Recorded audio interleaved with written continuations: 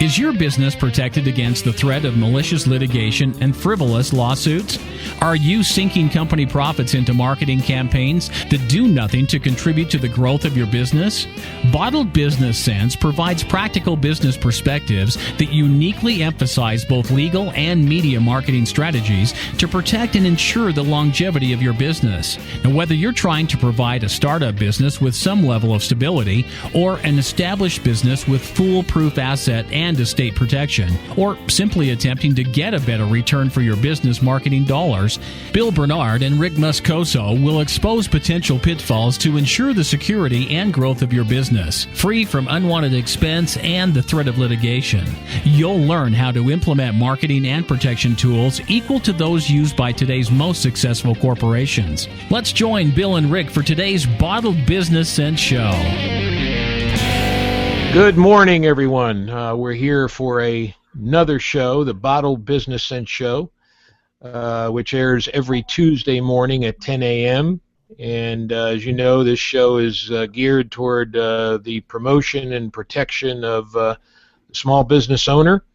And we've got a great show for you today. I'm really excited about it. But before we get into that, let me welcome my co-host, Rick Moscoso. Good morning, Rick. Good morning, Bill. How are you doing this morning?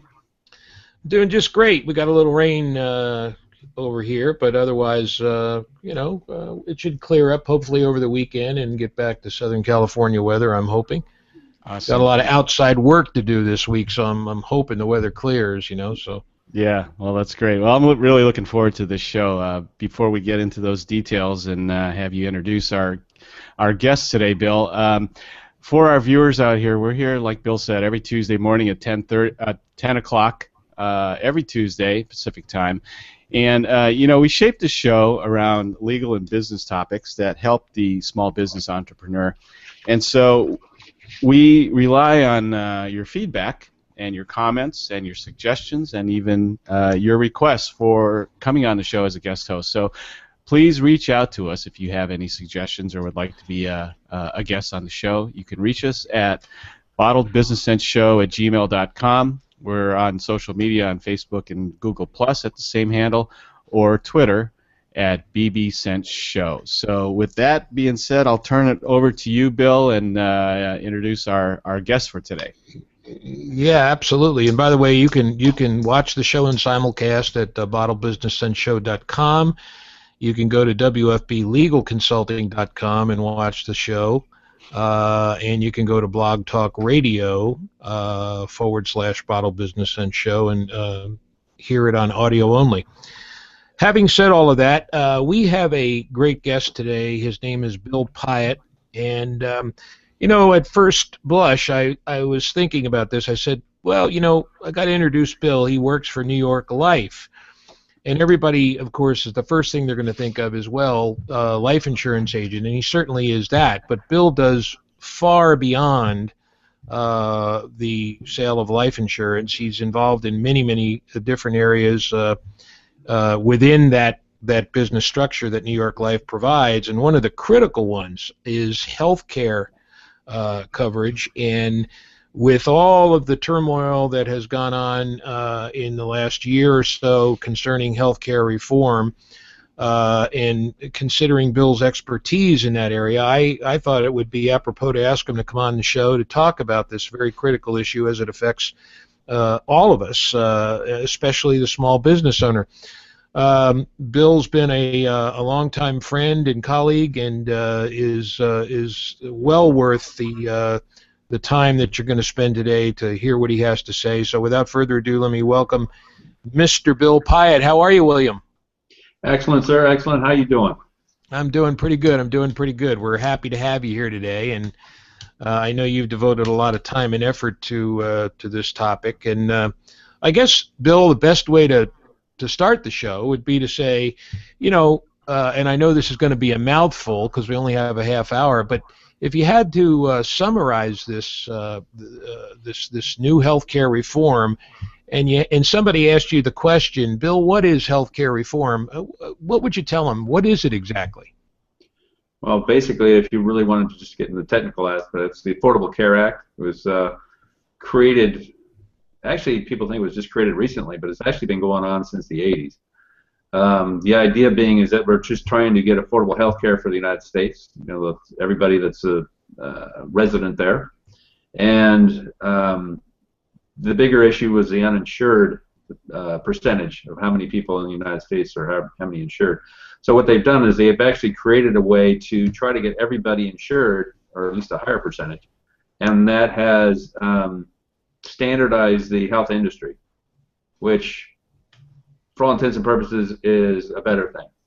So the whole idea of the Affordable Care Act was to just really increase the quality, the affordability of the health care, and to like I said, lower the uninsured rate, and hopefully lower the cost of health care.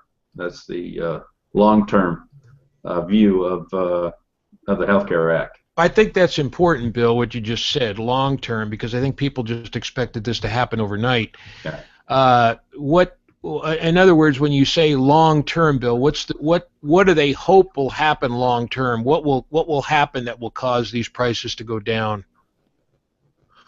Well, I think through the standardization of the plans, in a perfect world, if everybody had health care, the actual scenario where you go into emergency room and you don't have health insurance, and it lays out a huge bill that somebody can't afford to pay, so the hospital effectively could potentially have to eat it. So that's, magnify that across the United States, that's a huge impact financially for healthcare, the providers. So by offering a standardized health care, they receive their payments. Theoretically, that's going to lower the cost or level the cost, on a future basis, and over a long term, we'll catch up to the point where we're better or at least level as far as the increase of cost to the individual. And I know that begs the question, Bill, that I was going to ask you, how does this new Affordable Care Act differ from prior, the way the system was previously to the Affordable Care Act? And I know that one of the things you'd probably say off the top of your head is the issue of being not having any preconditions are covered, right? In other words, any condition that you might have had prior to coverage will not bar you from getting coverage, correct?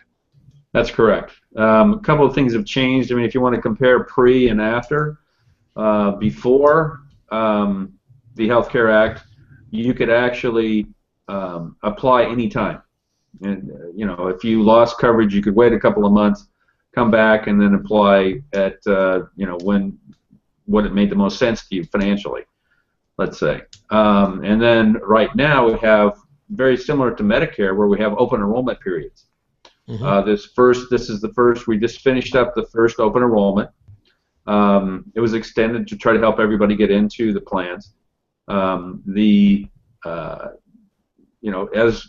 It's like a learning phase. It's the change is, anytime you go through change, it's going to be difficult. So everybody's trying to get on board as far as getting this as a standardized process each year.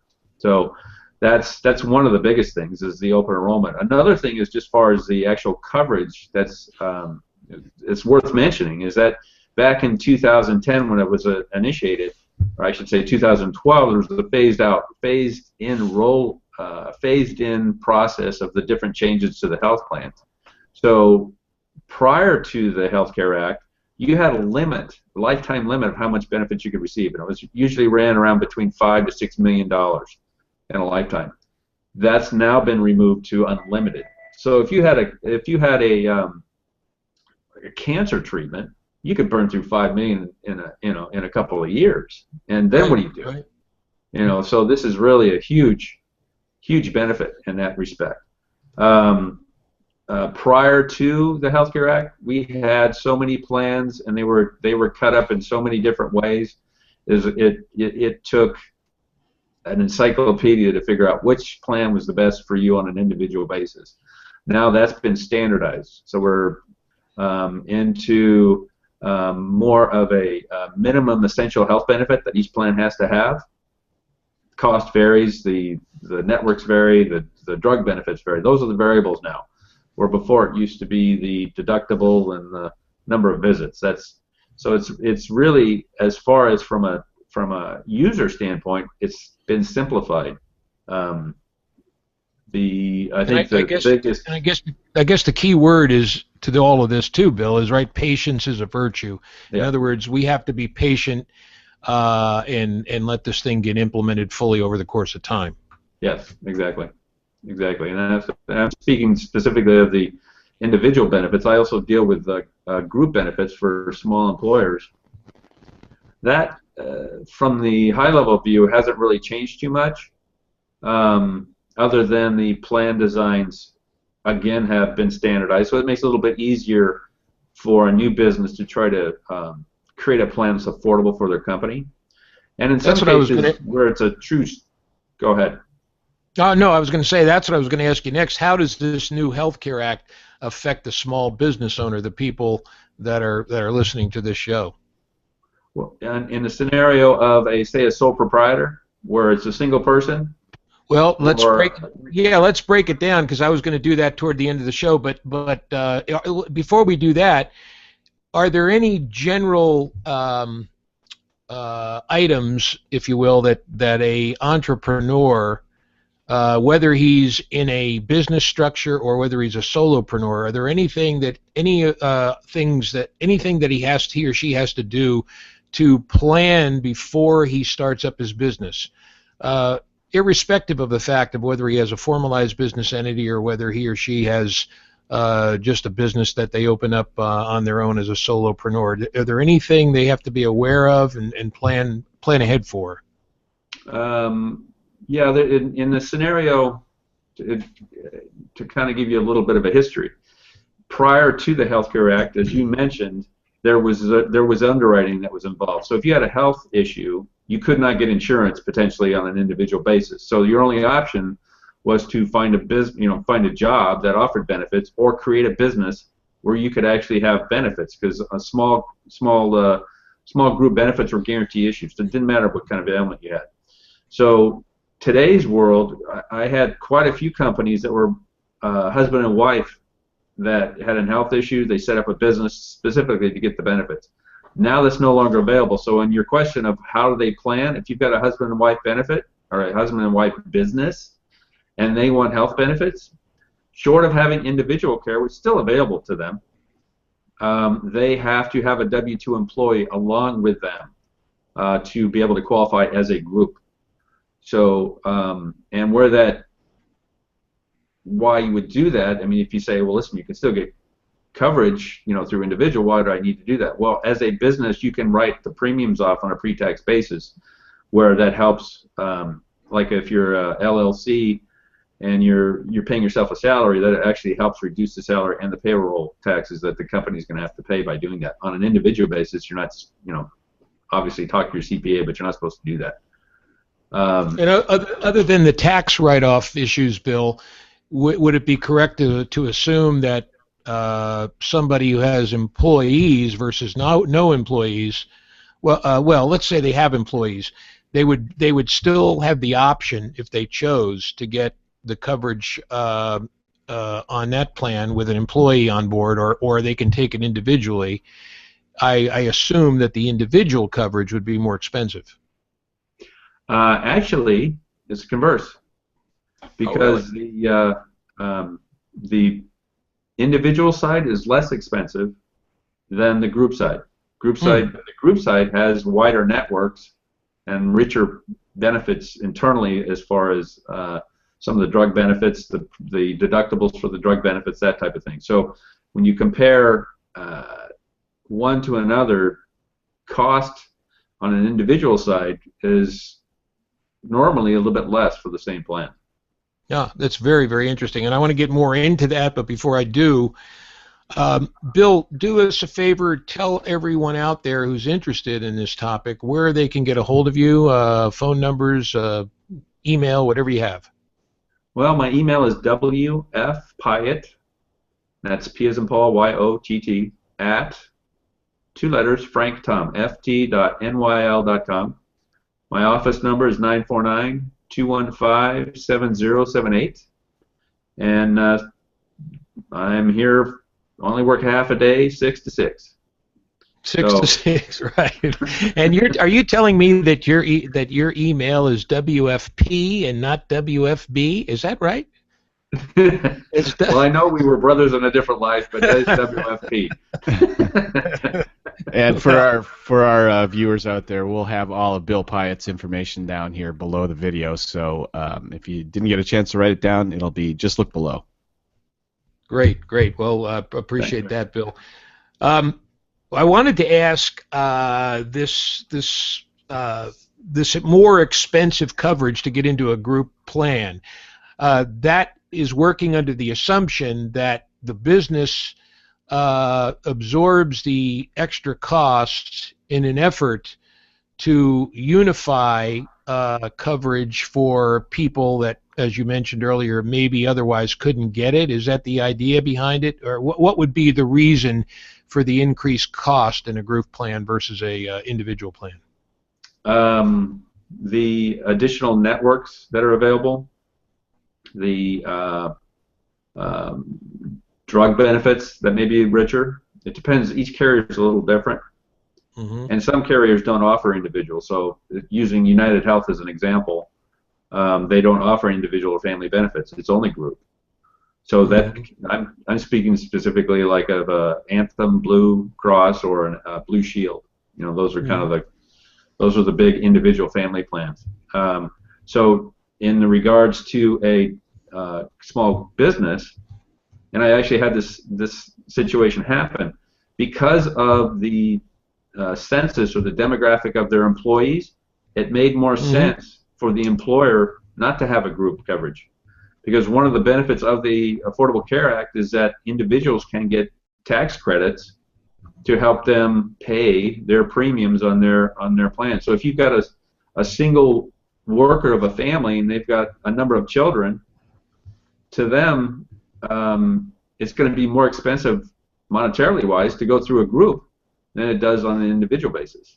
Now, why would somebody choose a group plan, Bill? Under what conditions would they choose a group plan? Well, speaking specifically from just a business view, if you want to retain and attract good employees, you're going to offer benefits. I mean, if you're a mom and pop shop that's got one person, maybe that's not what you're looking for. Mm-hmm. But anybody that's got any kind of longevity in mind and that wants to attract long-term employees is going to offer benefits. Because they've got to compete with the other companies in the same industry. And that makes perfect sense. But now let me just jump back a minute, Bill. If we take that scenario you just explained, and we say, okay, let's go back pre-ACA, Affordable Care Act. Right. What would the distinctions be for somebody coming in wanting a group plan or offering group coverage? In other words, if somebody says, okay, well, how is this any different than from the way it was before, the key element would be what? Prior to the Affordable Care Act, the group benefits that were offered were quite a bit different and had a bigger inventory than individual benefits.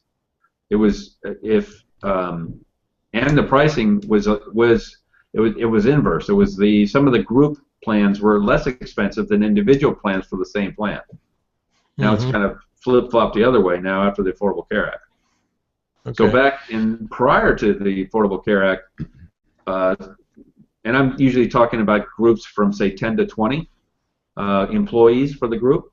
Right. It was much more affordable to go for them on a group basis than on an individual basis, and the choices that they had were far more.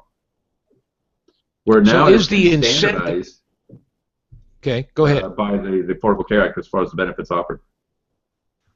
Okay, so again, I want to really nail this down. I guess is the incentive to have the Affordable Care Act apply higher pricing for group plans, that is businesses that have employees, and businesses that want to attract quality employees.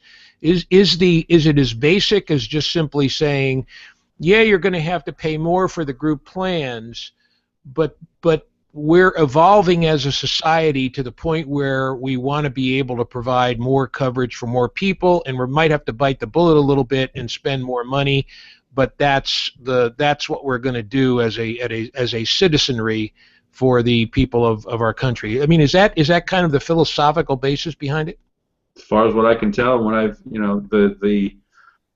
the overall makeup of the insurance companies and the government, yeah, that's the direction we're going. And does the Affordable Care Act allow the government, if you will, Bill, to have more control over what an insurance company does, or are they still able to take? Well, I'd like to use the word take advantage of people, but far be it from me to accuse an insurance company of doing that. I don't know what you're talking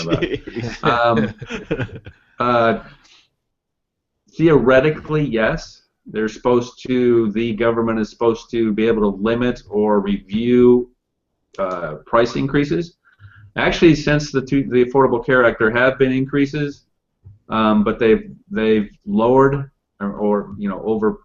I mean, if you want to go historically, since 1999, we've had a 196% increase from 1999 till now on pricing on premium. So it's huge. But over the last couple of years, 3-4 years, it's been approximately 4%, 5%. So I've been in the business 15 years. I've never seen a year that didn't have an increase. So the healthcare costs, the cost of the insurance companies, I'm sure they're quick sidestep. One of the benefits of the Affordable Care Act is now insurance companies have to take 80% of the premium for healthcare costs. The remaining 20% is gone to administrative, where before it was higher. So and yeah, and that was not a good thing when they were able to take more than the 20% for administrative costs. Yes, that is not a good thing. So explain that for our listeners and viewers, Bill. When somebody says, okay, 80% has to go to healthcare, 20% to administrative, they're probably saying, well, wait a minute, I'm paying a premium. Doesn't it all go to health care? What do you mean 80-20? What does that mean exactly? Well, the health care is what gets paid to the doctor. Okay. So that 80% of your premium, when somebody files a claim, the insurance company says, okay, you've got a $5,000 bill. You've only paid me $3,500 for the year, but I still have to pay that doctor that $5,000. That's actual cost to them. Administrative is the people that handle the claim processing, the hard cost of brick and mortar. Right. So in other words, the Affordable Care Act has allowed more money, more of the business person's earning dollars to go toward their health care coverage for their benefit as opposed to prior ACA. Correct. Okay, Correct. And so what would be the qualifications, Bill, to be able to, so you have an employer out there and he says, I really want the best employees. I'm going to offer my employees this new affordable health care group plan, and it's going to maybe cost a little bit more money for me, but I'm going to get better employees. My business is going to be promoted. It's going to be better because the employees are going to work harder, et cetera, et cetera. That's the theory. In order to be able to get this group plan, what would be some of the qualifications that a business has to have? In other words, is there a certain amount of employees they have to have, or what would be the qualifications, if any? Well, the minimum number in a group is 2. Okay. And actually, you could actually have, if you have, let's say you and I are in business. We're not related. I'm working for you as a salary employee. I'm not a co-owner. So I come on board and you say, listen, I'm going to offer you group benefits. And I say, well, okay, that's great. But you've got coverage through your wife, so you don't really need benefits. So effectively, you could have a 2-person group with only 1 person covered because you've got a valid waiver because you're covered under your wife's policy. So that's the minimum. The maximum on small group is going to change in 2016. Currently, a small group is classified as 50 or less employees. That's going to go to 100. Okay. So why that makes a difference is currently under 50, you're age banded pricing, meaning that if you've got a bunch of, as an employer, if you have 10 20-year-olds, your cost of insurance is going to be less than if you had 10 60-year-olds, because the 60-year-olds premium is going to be higher. When you hit that, in today's world, if you hit 51 employees, you get what's known as composite rates, and the insurance carrier will review their census and make a determination of what your pricing is. So and traditionally it's quite a bit less for the as far as the employer cost is concerned. Now, quick question: did I hear you correctly earlier? Is now, as a result of the Affordable Care Act, is the individual policy that somebody may opt to get, is that actually lower in cost than it used to be prior to the Affordable Care Act, generally speaking? No. Prior to the Health Care Act, no, let me rephrase that. Yes, if apples to apples comparison, prior to the Health Care Act, the richer plans were more expensive than what they are now. Yeah. So it's kind of a case-by-case basis, but on the younger side, where, just as an example, I could write a $500 deductible for, say, a 20-year-old, his premium would have been like $90. It was a limited plan, but it was a good plan. Now that same 20-year-old is going to have a premium of around $200 for not as much coverage. So what's happened is, because we've got a whole United States, the whole population of the United States are supposed to be covered, the insurance company has to level out the prices or take a higher premium for theoretically the healthier ones, where before they didn't. That's right, and obviously the younger people are going to be, presumably, on generally speaking, they're going to be the healthiest ones that are going to absorb the costs, and they're the youngest in the workforce as well. Right, exactly. Okay. Now, how, Bill, when we look at the affordable health care as it is today, post ACA, are there any distinctions other than what we've already discussed that a solopreneur might have to be concerned about as opposed to someone who is in a formalized business structure like an S corporation or an LLC? Other than the requirement that they have to have 2 employees to get the group plan. Would it be the same across the board for a solopreneur versus that same person who now has an LLC or an S corporation? Yes. Yeah. The business entity configuration doesn't have any effect on the pricing or the availability of the insurance. Okay. So, all right. So if they are going to go to the extent of getting great employees and getting a group plan to provide for their employees, it would make sense, I would think, to go ahead and get a formalized business structure to protect themselves in order to make this whole thing come together. I mean, to me, and I know I promote this stuff, but it just seems the logical choice to me. I fully agree, because anytime you, and you're the expert of this, so anytime you have a business, especially when you have employees, I would imagine it would make more sense to do that as an LLC or whatever the configuration makes best sense for the person, because you've got liability anytime you take on employees. If you're a sole proprietor, there's no real liability other than to yourself, as far as from an employment standpoint. Right. And I know Rick is concerned about this next question, and he might have some comments about it as well. But how does someone like because Rick's always involved, he's working on a number of different businesses. So let's say Rick decides to start a new business. Where would he go if he didn't have any experience at figuring this all out, he's going to have to find out what plan or what option is best for him. Is that why you're there, Bill? In other words, to be able to explain these plans to him, is that part of your function, or is there a different place that someone would have to go initially to find that out?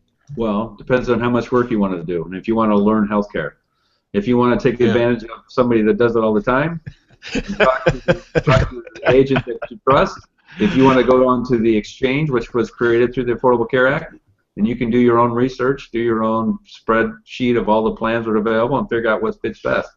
Okay, you hear that, Moscoso? I just hooked you up. Yeah, I know. I hear you. Well, you know what? Just like you, Bill, time is money, and I don't want to learn all this stuff. I want I want somebody who knows it and can, obviously lead me right down the right path. So, I'm taking from your suggestion, Bill Bernard, that Bill Pyott is the guy, right?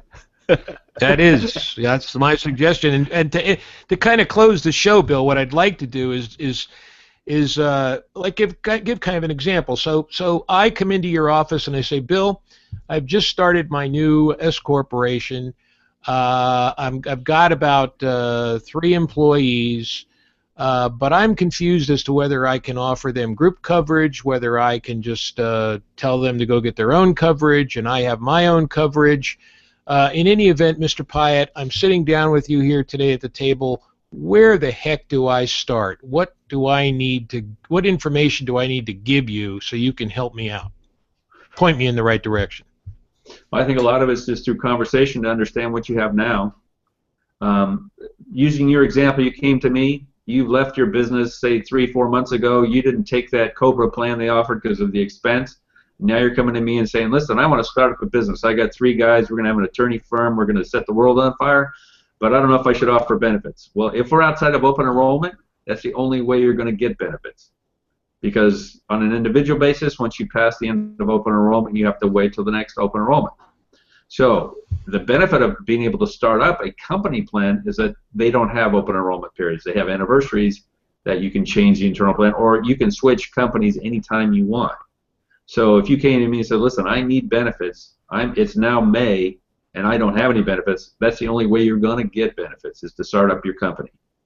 And the same thing for your employees. If they've left their jobs and didn't take the benefits with them, that's the only way they're going to get the benefits. So here's what I'm hearing, Bill. You tell me if I'm right. If I'm an individual now, and I want to start WFB Legal Consulting Incorporated, which is an S corporation, right, and I'm past the open enrollment period, I can then get coverage for myself because I am a corporation and I don't have to worry about the open enrollment period, even though I'm only a one-man show? That is almost true, but because you're a sole, remember we said we need 2 people?